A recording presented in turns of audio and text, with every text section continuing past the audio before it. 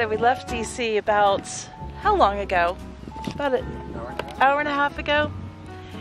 And on our way to our next stop, can you guys see this in the background? I'm gonna get the other lens out and take a picture, but we're in the Shenandoah Valley. And it is absolutely spectacular. You know, it's not always the destination, but the journey that's most fun. And this is one thing about travel. You just be flexible, stop along the way. You never know what you're going to see. But look at this. It is just, it's incredible. I hope I can capture it with the camera. I don't think that I'm going to, but anyways, what do you think, honey? Just beautiful. A lot of history here. Right? Yeah, it's just gorgeous. I'm gonna link in the description below exactly where we're at, so you guys can come visit too, but enjoy this. Take a look.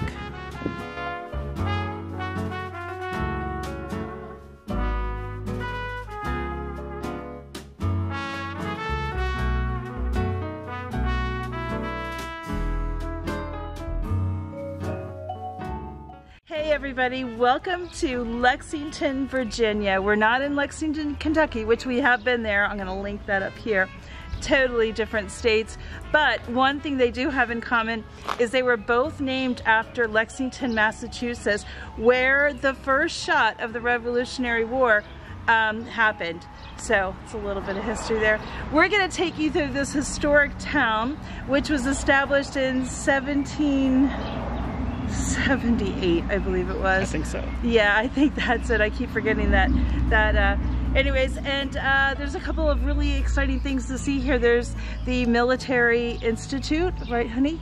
And there's also a lot of other history too. So we're gonna go through all that. We're gonna bring you along on this road trip. We hope that you've enjoyed it. So let's go see Lexington. Go see Lexington.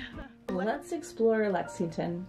It was founded in 1778 and it's located in the beautiful Shenandoah Valley. That's where we started the video, in the Shenandoah Valley National Park.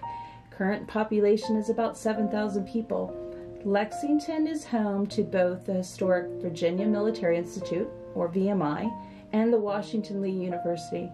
It is also known to be the home of two famous Americans, Stonewall Jackson and Robert E. Lee. Robert E. Lee was the general for the Confederacy, and Stonewall Jackson served underneath him. Both lived here in Lexington, but they did not live here at the same time. They were also both graduates of West Point Military Academy in New York.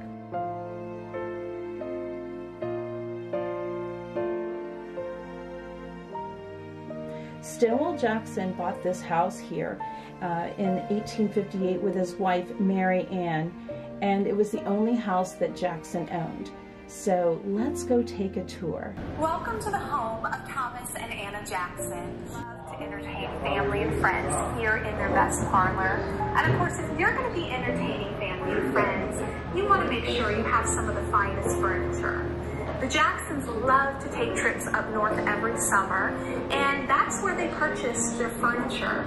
They felt they could find a finer quality in furniture up north for a better price. Jackson took a very active role in purchasing the furniture for his home. Anna talked about the fact that although he didn't buy the most expensive furniture, he always bought a very fine quality. Education was very important to him. Even after graduating from West Point, he continued his education. He had a wonderful library with books ranging in topics from history, science, poetry, and religion. He could even read and write in Spanish as well as French, and continued to study languages throughout his life. Jackson was brought to Lexington in 1851 to teach natural and experimental philosophy, what we know better today as physics, at the Virginia Military Institute. Jackson taught here at VMI until entering the Civil War in April of 1861. He was a professor for 10 years. The VMI Museum hosts Jackson's raincoat that he wore the night that he was shot, and also his desk, his uniform, and his beloved horse, Sorrel.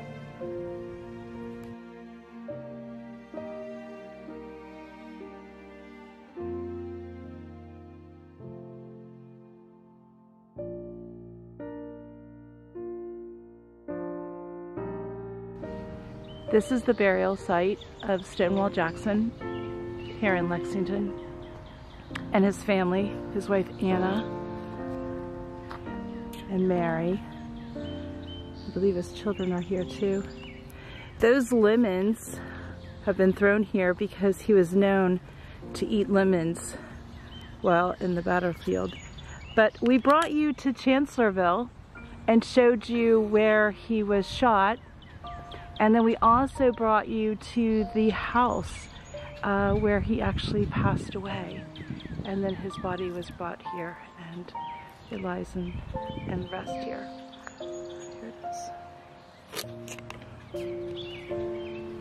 When General Lee got word that Stonewall Jackson had lost his left arm, he said, "He has lost his left arm, but I have lost my right." And that pretty much sums up how much Lee relied on Stonewall and their type of relationship that they had. And it was a very sad time for Lee and for the Confederacy when Stonewall had died.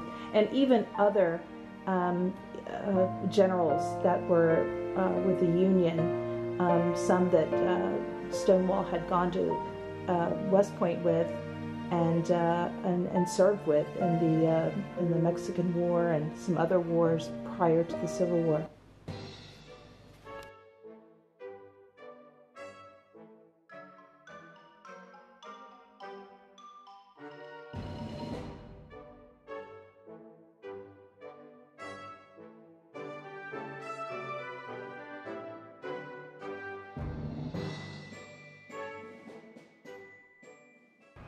We're walking from VMI, just connected to Washington and Lee University, which is like right next door, and it's just lovely. These are two colleges that are, one's an academy, and here's the college. After the Civil War in 1865, Lee was offered the position of president of the university, which is now Washington and Lee University. But before that, before the Civil War, he was married to Mary Ann Custis Lee.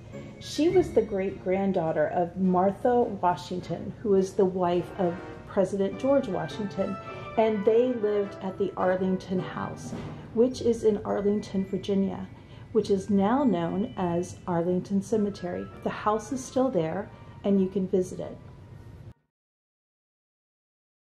After accepting the presidency of the university, he wrote to his wife saying, "Life is indeed gliding away, and I have nothing good to show for mine that is past. I pray I may be spared to accomplish something for the benefit of mankind and the honor of God." It was here in the chapel and at this podium that Lee would address his students. He believed that as a general principle, you should not force young men to do their duty, but to let them do it voluntarily and thereby develop their characters. This principle remains part of the foundation for the campus culture that fosters honor, integrity, and civility. Below the chapel is Lee's office. It's set up just as it was in 1870 when he passed. But during his 5 years at the college, he proved to be a creative educator whose curriculum and innovations transformed the classical college into a modern university. He incorporated the local law, instituted undergraduate courses in business and journalism, and introduced modern languages and applied mathematics.